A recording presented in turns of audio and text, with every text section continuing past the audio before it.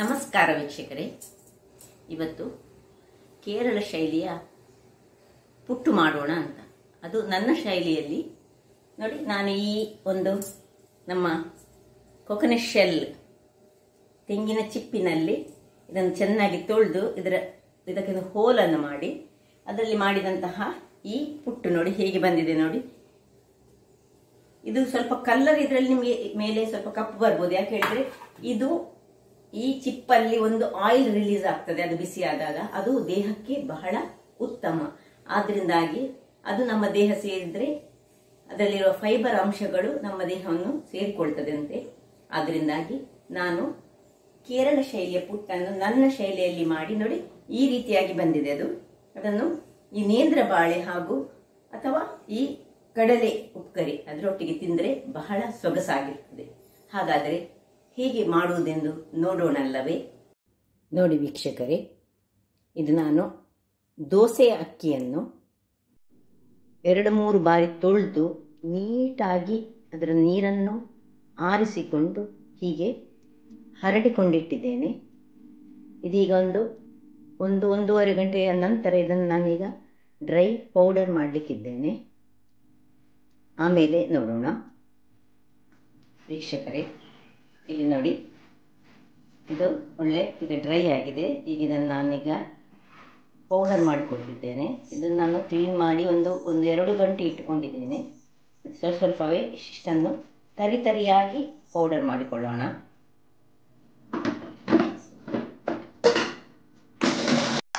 ವೀಕ್ಷಕರೇ ನೋಡಿ, ಇಷ್ಟು ತರಿಯಾದ ಪೌಡರನ್ನು ನಾನು ಮಾಡಿ ತಂದಿದ್ದೇನೆ. ನಿಮ್ಮ ಹತ್ರ ನಿಮಗೆ ಹೀಗೆ ಮಾಡೋದು ಬೇಡದಿದ್ದರೆ ಪುಟ್ಟು ಮಾಡುವಂತಹದ್ದೇ ಒಂದು ಅಕ್ಕಿಯ ಹಿಟ್ಟು ಸಿಗ್ತದೆ, ಅದನ್ನು ತಂದು ಮಾಡ್ಬೋದು. ಇದು ಸುಲಭ ಮಾಡಲಿಕ್ಕೆ. ನೋಡಿ, ತರಿಯಾಗಿ ಬೇಕು ನಮಗೆ. ಈಗ ನಾನು ಈ ಬಾಳೆ ನೇಂದ್ರ ಬಾಳೆ ನಂತರ ಇದ್ದದನ್ನು ನಾನು ಸ್ವಲ್ಪ ಹೆಚ್ಚು ಬೇಳೆ ನಾವು ಎಷ್ಟು ಮಾಡ್ತೇವೆ ಅಷ್ಟರ ಪ್ರಕಾರ ನಾವು. ಇದು ಕೇರಳ ಸ್ಟೈಲಲ್ಲಿ ಮಾಡುವಂಥದ್ದು, ಮತ್ತು ತುಳುನಾಡು ಸ್ಟೈಲ್ ಅಲ್ಲ. ಸೊ ಇದನ್ನು ಸಣ್ಣದಾಗಿ ಹೆಚ್ಚಿಟ್ಟುಕೊಳ್ಳೋಣ.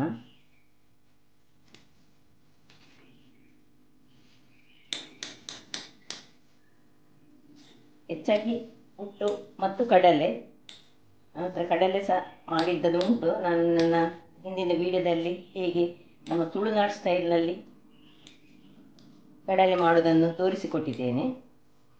ಅದನ್ನು ಫಾಲೋ ಮಾಡ್ಬೋದು. ಪುಟ್ಟು ಮತ್ತು ಕಡಲೆ ಒಳ್ಳೆ ಕಾಂಬಿನೇಷನ್. ನೋಡಿ ಹೀಗೆ ಇಟ್ಟಿದ್ದೇನೆ. ನಾನಿವತ್ತು ನನ್ನ ಹತ್ರ ಪುಟ್ಟು ಮಾಡಲಿಕ್ಕೆ ನಾನು ಹೇಳಿದೆ ಆಗಲೇ ಯಾವ ಪುಟ್ಟು ಮಾಡುವಂತಹ ಇನ್ಸ್ಟ್ರೂಮೆಂಟ್ ಇಲ್ಲ. ಈಗ ನಾನು ಈ ಗೆರಟೆಯನ್ನು ಚೆನ್ನಾಗಿ ತೊಳೆದು ನೋಡಿ ಇದರ ಒಳಗೆ ಒಂದೊಂದು ಹೋಲ್ಸ್ ಮಾಡಿ ಇಟ್ಟುಕೊಂಡಿದ್ದೇನೆ. ಸೊ ಅದರಲ್ಲಿ ನಾನೀಗ ಮಾಡುವುದು. ಒಂದು ಬೌಲ್ನಲ್ಲಿ ನೋಡಿ ಇಷ್ಟು ತೆಂಗಿನ ತುರಿ ತೆಗೆದುಕೊಂಡಿದ್ದೇನೆ. ತೆಂಗಿನ ತುರಿ ಇಂಪಾರ್ಟೆಂಟ್ ಇದಕ್ಕೆ. ಎಷ್ಟು ತೆಂಗಿನ ತುರಿ ತೆಗೊಳ್ತೀರಿ ಅಷ್ಟು ಒಳ್ಳೆಯದು. ಈಗ ಇದಕ್ಕೆ ನಾನು ಸ್ವಲ್ಪ ಉಪ್ಪನ್ನು ಹಾಕೊಳ್ತಿದ್ದೇನೆ. ನೋಡಿ,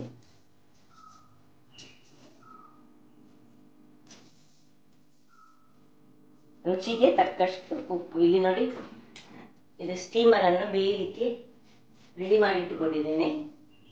ಅದರಲ್ಲಿ ನೀರು ಹಾಕಿಟ್ಟಿದ್ದೇನೆ. ಸ್ಟೀಮ್ ಮಾಡೋದಲ್ಲ ಈಗ. ನೋಡಿ, ಇಲ್ಲೀಗ ಉಪ್ಪನ್ನು ಚೆನ್ನಾಗಿ ಕರಗಿಸೋಣ. ಮತ್ತು ಎಷ್ಟು ನಿಮಗೆ ಮಾಡಲಿಕ್ಕೆ ಬೇಕಷ್ಟು. ಇದು ನಾನು 3 ಗ್ಲಾಸ್ನಷ್ಟು ನಾನು ಅಕ್ಕಿಯನ್ನು ಪೌಡರ್ ಮಾಡಿಟ್ಟುಕೊಂಡಿದ್ದೇನೆ. ಈಗ ನಾನು ಎಷ್ಟು ಬೇಕು ನಾನು ಇದರ ಅರ್ಧದಷ್ಟು ಮಾಡ್ತಿದ್ದೇನೆ. ತೆಂಗಿನಕಾಯಿ ನೀವು ಎಷ್ಟು ಹಾಕ್ತೀರಿ ಅಷ್ಟು ಒಳ್ಳೆಯದಾಗ್ತದೆ. ನೋಡಿ, ಹೀಗೆ ತರಿಯಾದ ಹಿಟ್ಟು ಇರಬೇಕು.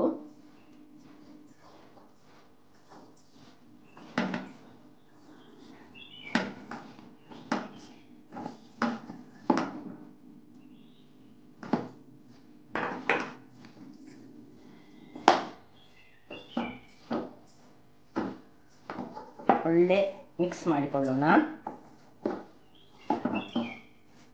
ನೋಡಿ ವೀಕ್ಷಕರೇ, ನೋಡಿ ಸ್ಟೀಮರ್ ಸಹ ಬಿಸಿಯಾಗಿದೆ.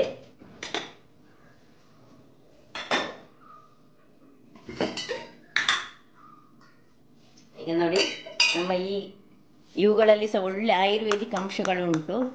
ಇದು ನಾವು ಮಾಡೋ ಫುಡ್ಡಿನಲ್ಲಿ ಫೈಬರನ್ನು ಇದು ಬಿಟ್ಟು ಕೊಡಿಸ್ತದಂತೆ. ಸೊ ಕೊಲೆಸ್ಟ್ರಾಲ್ ಕಮ್ಮಿ ಮಾಡ್ತದೆ ಅಂದರೆ ಇದರ ಒಳಗಿರುವ ಕೆಲವು ಅಂಶಗಳು, ಆಯುರ್ವೇದಿಕ್ ಅಂಶಗಳು. ಸ್ವಲ್ಪ ನಾನು ಲೈಟ್ಲಿ ಇದಕ್ಕೆ ಎಣ್ಣೆಯನ್ನು ಚೂರು ಸವರ್ತಿದ್ದೇನೆ. ತೆಂಗಿನ ಎಣ್ಣೆಯನ್ನು ಸವರ್ತಿದ್ದೇನೆ ನಾನು.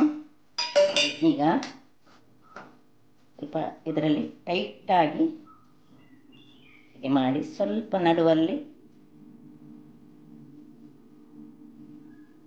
ನೇಂದ್ರ ಬಾಳೆ ಮತ್ತು ಪುನಃ ಹೀಗೆ ಟೈಟಾಗಿ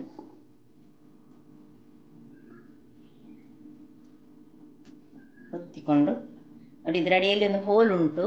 ಹೋಲಿನಲ್ಲಿ ನೋಡಿ ಹೀಗೆ ಇಟ್ಟುಕೊಳ್ಳು. ಇನ್ನೊಂದು ತೋರಿಸ್ತೇನೆ ನೋಡಿ. ಸ್ವಲ್ಪ ಎಣ್ಣೆ ಸವರಿಕೊಳ್ಬೇಕು, ಸ್ವಲ್ಪ ಸಾಕು. ಮತ್ತೆ ನಮ್ಮ ಹತ್ರ ತೆಂಗಿನ ಚಿಪ್ಪುಗಳಿರ್ತದೆ ತುಂಬ. ನಾವು ಕರಾವಳಿಯವರು ತೆಂಗಿನ ಕಾಯನ್ನು ತುಂಬ ಯೂಸ್ ಮಾಡೋದು. ಸ್ವಲ್ಪ ಇದರಲ್ಲಿ ನಡುವಲ್ಲಿ ಇದನ್ನು ಮತ್ತೆ ಹೀಗೆ ಒತ್ತಿ ತುಂಬಿಸಬೇಕು. ಮತ್ತು ಅದು ತೆಗಿಲಿಕ್ಕೆ ಸುಲಭ ಆಗಬೇಕು ಹೇಳಿ ನೋಡಿ. ಇದನ್ನು ಪುನಃ ಇಡ್ತಿದ್ದೇವೆ. ಕೇರಳದವರ ಹತ್ರ ಪುಟ್ಟುವಿನ ಒಂದು ಇನ್ಸ್ಟ್ರೂಮೆಂಟೇ ಉಂಟು ಪುಟ್ಟು ಮಾಡುವಂತಹದ್ದು. ಸೊ ಎಲ್ಲ ಮಾಡಿ ನಾನೀಗ ಇಟ್ಟುಕೊಳ್ತೇನೆ, ಮತ್ತೆ ತೋರಿಸ್ತೇನೆ. ವೀಕ್ಷಕರೇ ನೋಡಿ, ಎಲ್ಲ ಇಟ್ಟಾಯಿತು. ಈಗ ಇದರ ಮೇಲೆ ನಾವು ಬಿಸಿ ತಣ್ಣಗಾದ ನೀರನ್ನು ಸ್ವಲ್ಪ ಸ್ವಲ್ಪ ಇದರ ಮೇಲೆ ಚುಮುಕಿಸ್ಕೊಳ್ಬೇಕು. ಒಂದು ಸ್ವಲ್ಪ ಸ್ವಲ್ಪ ಅಂದರೆ ಅದು ಸ್ವಲ್ಪ ಬೇಯುವಾಗ ಕರೆಕ್ಟಾಗಿ ಬೇಯಲಿಕ್ಕೋಸ್ಕರ ಹೀಗೆ ಚುಮುಕಿಸಿ ನಂತರ ನೀವು ಈ ಮುಚ್ಚಳವನ್ನು ಮುಚ್ಚಿ 20 ನಿಮಿಷಗಳ ಕಾಲ ಬೇಯಿಸ್ಕೊಳ್ಬೇಕು. 20 ರಿಂದ 25 ನಿಮಿಷ ನೋಡೋಣ. ವೀಕ್ಷಕರೇ ನೋಡಿ, ಈಗ 25 ನಿಮಿಷ ಕಳೆದಿದೆ. ನೋಡಿ, ನಾನೀಗ ಮೆಲ್ಲನೆ ಇದನ್ನು ಆಫ್ ಮಾಡಿಕೊಂಡಿದ್ದೇನೆ. ತೆಗೆಯುವ.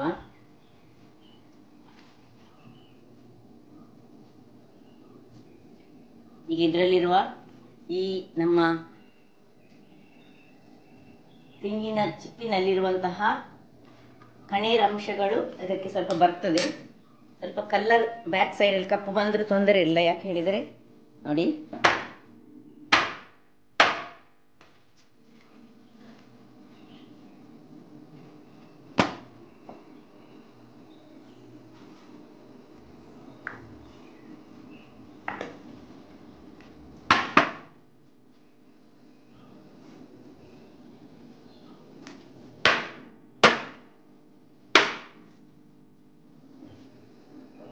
ಹೀಗೆ ಬಂದಿದೆ ನೋಡಿ.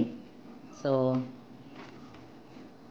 ಇದನ್ನು ಒಂದು ಬಾಳೆಹಣ್ಣಿನೊಟ್ಟಿಗೆ ಅಥವಾ ಒಂದು ಕಡಲೆಯ ಪದಾರ್ಥ, ಸೈಡಲ್ಲಿ ಕಡಲೆಯ ಪದಾರ್ಥ ಇರಬೇಕು.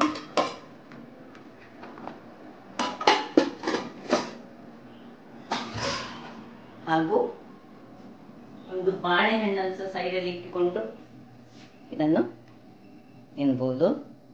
ಸೊ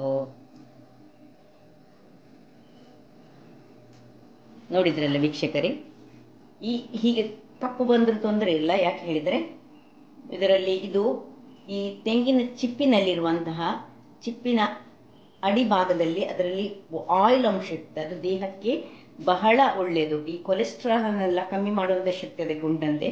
ಅದು ನಮ್ಮ ಈ ರೈಸ್ನಲ್ಲಿರುವ ಫೈಬರನ್ನು ನಮ್ಮ ದೇಹಕ್ಕೆ ಒದಗಿಸಿಕೊಡುವುದರಲ್ಲಿ, ಅಂದರೆ ನಮ್ಮ ದೇಹ ಅದನ್ನು ಹೀರಿಕೊಳ್ಳುವುದಕ್ಕೆ ಹೆಲ್ಪ್ ಮಾಡುತ್ತಂತೆ. ಅದರಿಂದಾಗಿ ವೀಕ್ಷಕರೇ, ಹೇಗೆ ಒಂದು ಸುಲಭ ರೀತಿಯಲ್ಲಿ, ಅಂದರೆ ನಮ್ಮ ಪುಟ್ಟಿನ ಇನ್ಸ್ಟ್ರೂಮೆಂಟ್ ಇಲ್ಲದೆ ನಾವು ಪುಟ್ಟನ್ನು ಮಾಡಬಹುದು ಅಂತ ನೋಡಿದ್ರಲ್ಲ. ಹಾಗಾದರೆ ನನ್ನ ಕುಕಿಂಗ್ ಚಾನಲ್ ನಿಮಗೆ ಇಷ್ಟ ಆದರೆ ಬೋಳೂರು ಸುವರ್ಣ ಚಾನಲನ್ನು ಲೈಕ್ ಮಾಡಿ, ಶೇರ್ ಮಾಡಿ ಹಾಗೂ ಸಬ್ಸ್ಕ್ರೈಬ್ ಮಾಡಿ. ಧನ್ಯವಾದಗಳು.